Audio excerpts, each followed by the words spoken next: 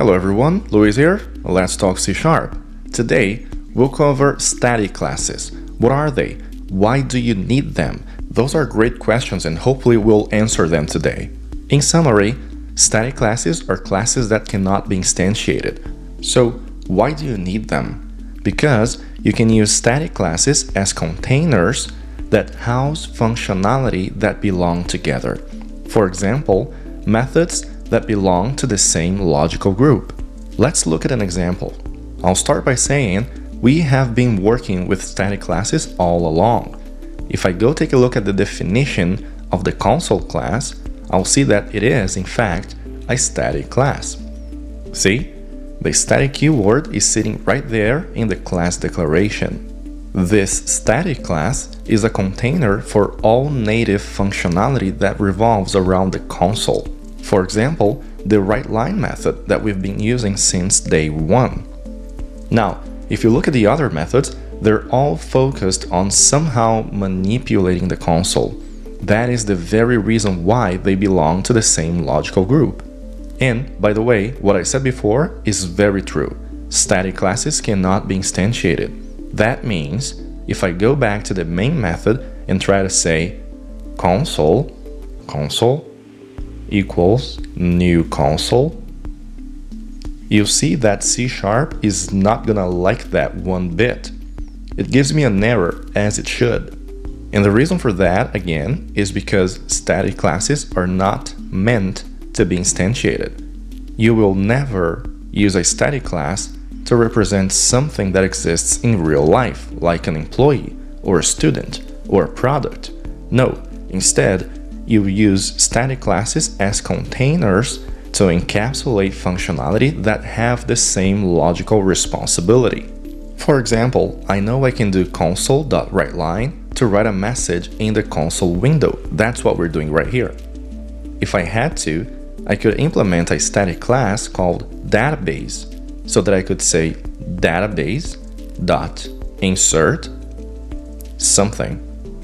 Now, of course, this class does not exist, thus I get an error. So let's fix that. Let's create that class. First thing I'll do is I'll create a new folder. This time, however, I will not call this folder models.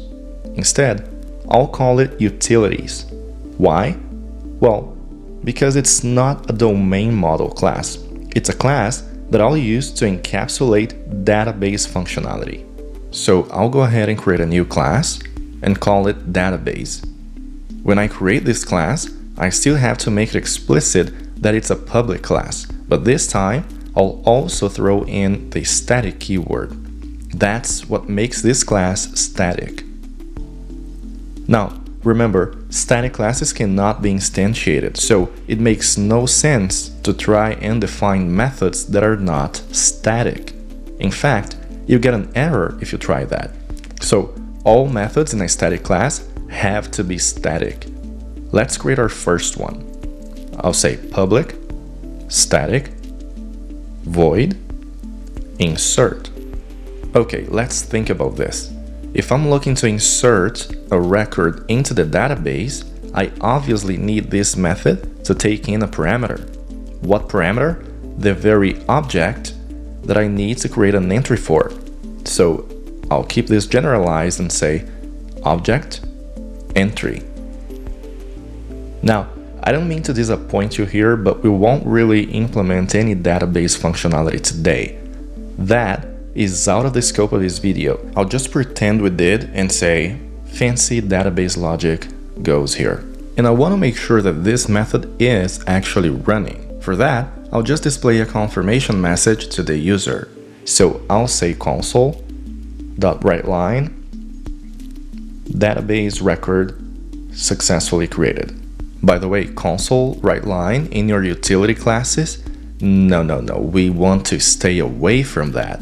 The only reason why I'm doing this here is because I want to show you that this method actually ran when it should have.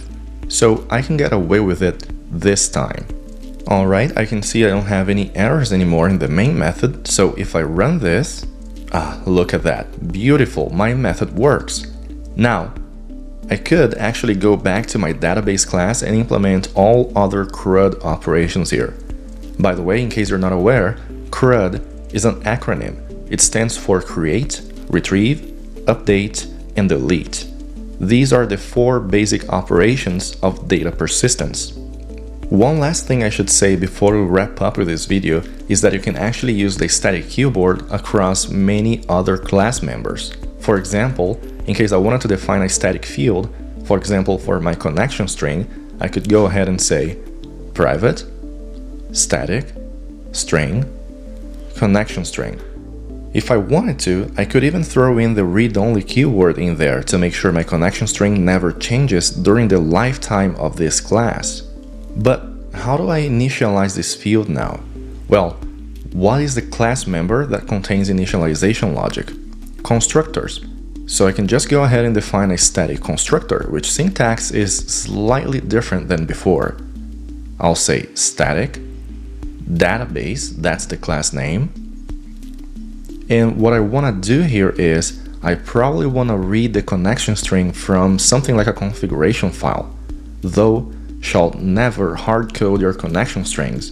So I'll just throw in a comment here and say load configuration file and say connection string equals some connection string. Okay, good. And finally, I can define static properties too, if there is a need for it. Let's say I want to define one for maybe some database connection parameter. So I can say public static bool for boolean connection parameter. Of course, this is just a silly generic parameter, but it doesn't matter. I just want you to see that you can actually have static properties too, and sometimes you will need them. Okay, perfect. I think we learned a lot of great things in this video. Not only did we learn about static classes, but also other uses for the static keyword. I should say though, don't feel discouraged if this doesn't make sense to you right away. This concept is hard to understand and it takes practice, so just give it time. In the meantime, I'll be available in the comment section or by email in case you have any questions.